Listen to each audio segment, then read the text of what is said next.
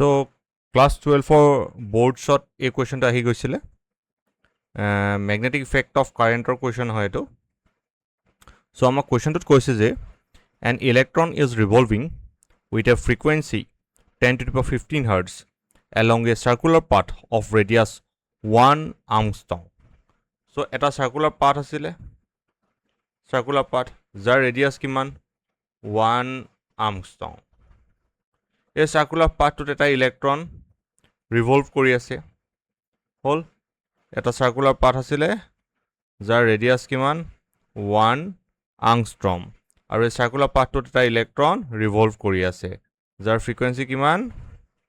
10 to the power 15 hertz. বুজি পোৱা গৈছে সিচুৱেশ্যনটো find the magnitude of magnetic moment যেহেতু ইলেক্ট্ৰনটো ঘূৰি আছে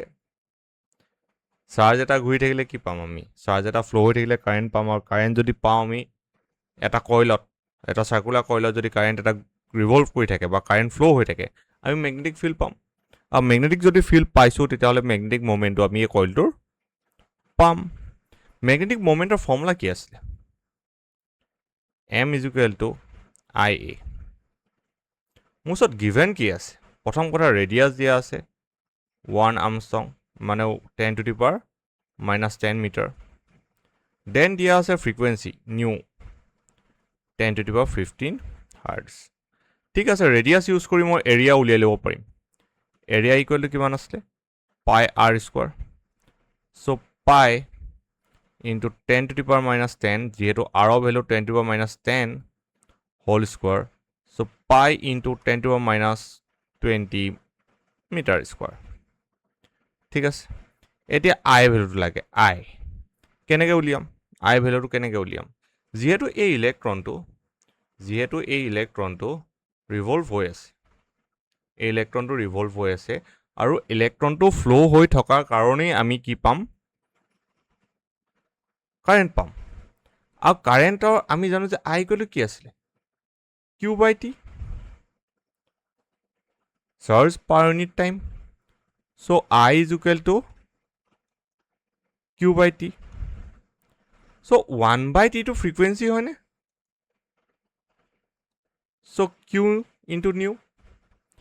q ভ্যালুটো কিমান হ'ব ইলেক্ট্ৰনটা ফ্লো হৈ আছে so এটা ইলেক্ট্ৰন ফ্লো হৈ আছে so এটো 1.6 into 10 to the power -19 nu ভ্যালুটো কিমান আছিল মানে frequency 10 to the power 15 hall so কিমান পাম 1.6 into 10 to the power -4 clear so 1.6 into 10 to the power -4 পাই গলো এতিয়া মই কি কৰিব লাগে এতিয়া মই পুট কৰিব লাগে m is equal to i8 i value কিমান পালো 1.6 into 10 to the power -4 a value কিমান পাইছো এৰিয়া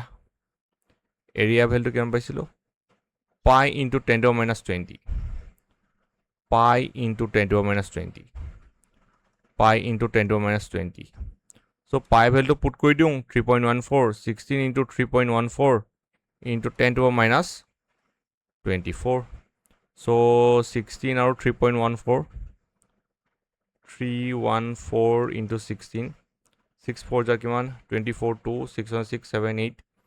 3 6 jar 18 and 314 4 2 9 10 ইয়াত আছে এটা পইণ্ট ইয়াত আছে এটা point no so 5.024 into 10 to the power -24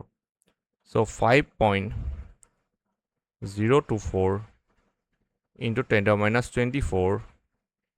ampere meter square so এটুই আমাৰ ম্যাগনেটিক মোমেন্টৰ ভ্যালু so আমাৰ আনসাৰ ওলাই গল তোমালোকৰ যদি আগতেই ওলাইছিলে বহুত ভাল আৰু যদি নাই লোৱা এনেকুৱা কোৱেশ্চনছ ডিসকাস কৰি থাকিব কাৰণে বা এনেকুৱা কোৱেশ্চন শিকি থাকিব কাৰণে পেজখন ফলো কৰি লোৱা ধন্যবাদ অল দ্য বেষ্ট